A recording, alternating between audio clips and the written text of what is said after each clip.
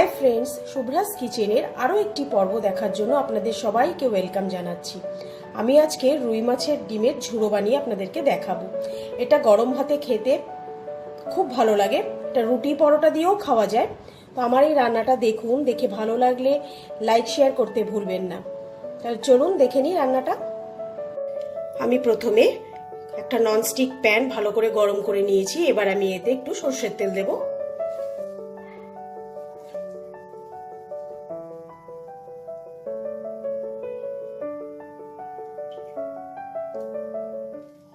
Two table spoon মতো আমি একটু সরষের তেল দিলাম।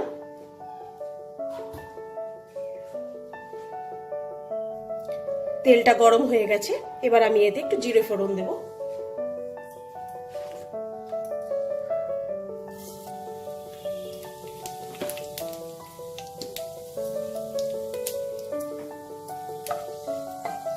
জিরেটা থেকে ভাজা ভাজা গন্ধ বেরোলে আমি দুটো পেঁয়াজ স্লাইস করে রেখেছি, সেই দুটো পেঁয়াজ দুটো দিয়ে দেবো।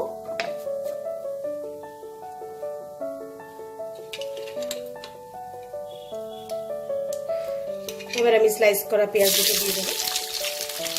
মিডিয়াম সাইজের দুটো পেঁয়াজ। পেঁয়াজটা জাস্ট 1 মিনিট একটু ভাজা ভাজা করে নিতে হবে।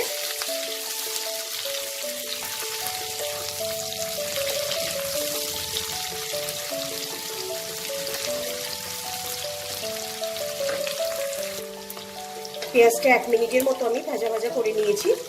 এবার এতে আমি 1.5 ইঞ্চি মতো তো আদা কুচো করে নিয়েছি, সেটা দিয়ে দেবো।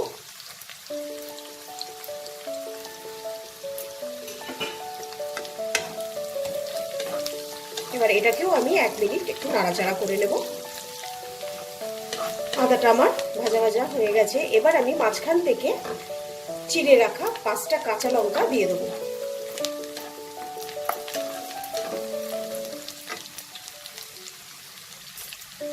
আমি দুটো বড় বড় আলুকে এরকম ভাবে কেটে রেখেছি, এরকম পাতলা পাতলা করে আমি দুটো বড় আলু কেটে রেখেছি।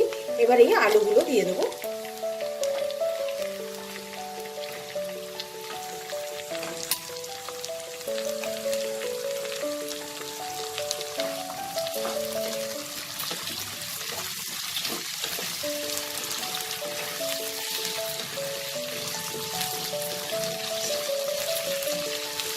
এটাকে আমি ঢেকে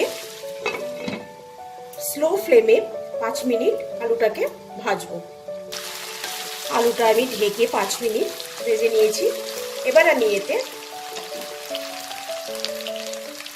ঝিঙে আমি ছোট ছোট করে এরকম ভাবে পাতলা পাতলা করে গোল গোল করে ঝিঙে কেটে রেখেছি, এই ঝিঙেটাও আমি দিয়ে দেবো।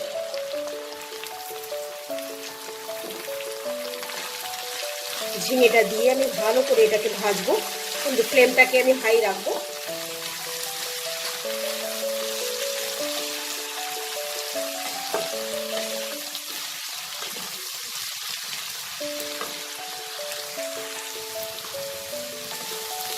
এই ঝিঙেটা দেওয়ার পর আমি এতে পরিমাণ মতো হলুদ দেব।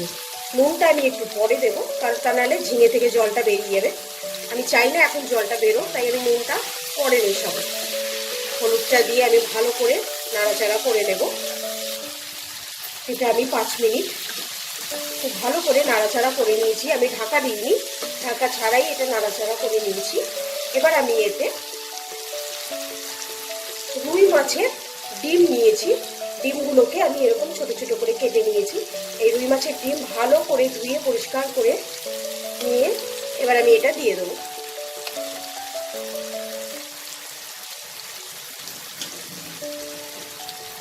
মাছের ডিমটা দিয়ে এটাকে আমি হাই ফ্লেমে কিছুক্ষণ নাড়াচাড়া করব।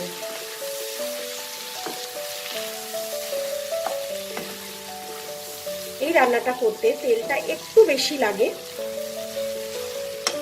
আপনারা মনে করবেন ডিমের এটা খেতে আষ্টে গন্ধ হবে, যেহেতু ডিমের একটা আষ্টে গন্ধ হয়, কিন্তু এই আদা কুচিটা দেওয়ার জন্য এটা দিয়ে জাস্ট একটা ফাটাফাটি একটা গন্ধ বেরোচ্ছে, যে গন্ধটা আমি আপনাদেরকে বলে বোঝাতে পারবো না। আপনারা যখন, যদি আমার এই রান্নাটা ভালো লাগে, আপনারা বানাবেন যখন, তখন বুঝবেন এটা খেতে একটুও আষ্টে গন্ধ বা কিচ্ছু লাগবে না। তো আমি এই ডিমটাকে এখন একটু হাই ফ্লেমে একটু ভাজা করব। ডিমটা যখন আমাদের এরকম ঝুড়ো হয়ে যাবে, রান্নাটা ঠিক এই পর্যায়ে এসে আমি এতে একটু লঙ্কা গুঁড়ো, এটা এমনি লঙ্কা গুঁড়ো, একটু জিরে গুঁড়ো দেব। এইবার আমি এতে পরিমাণ মতো নুন দেব। আমি খুব ভালো করে মশলাগুলো মিশিয়ে নেব।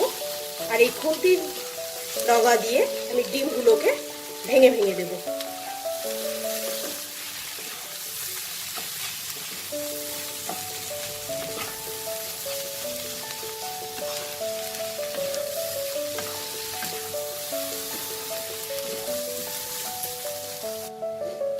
মশলাগুলো যখন খুব ভালো করে ডিমের সাথে, আলুর সাথে, ঝিঙের সাথে মিশে যাবে, তখন আমি গ্যাসটাকে আবার সিম করে দেব। যতক্ষণ না, ঝিঙে তো আমার সেদ্ধই হয়ে গেছে, কিন্তু আলুটা আরও একটু সেদ্ধ হবে। যতক্ষণ না আলুটা আমাদের সেদ্ধ হচ্ছে, ততক্ষণ আমি এটাকে ঢেকে একদম সিম করে রান্না করব। আমি এটাকে ঢেকে আরো 5 মিনিট রান্না করে নিয়েছি। এবার দেখে নেব আলুগুলো সেদ্ধ হয়েছে কিনা। হ্যাঁ, আলু একদম সেদ্ধ হয়ে গেছে। এবার আমি কিছুটা ধনেপাতা ভালো করে ধুয়ে রেখেছি, সেই ধনেপাতাগুলোকে কাঁচি দিয়ে কেটে মিশিয়ে দেবো।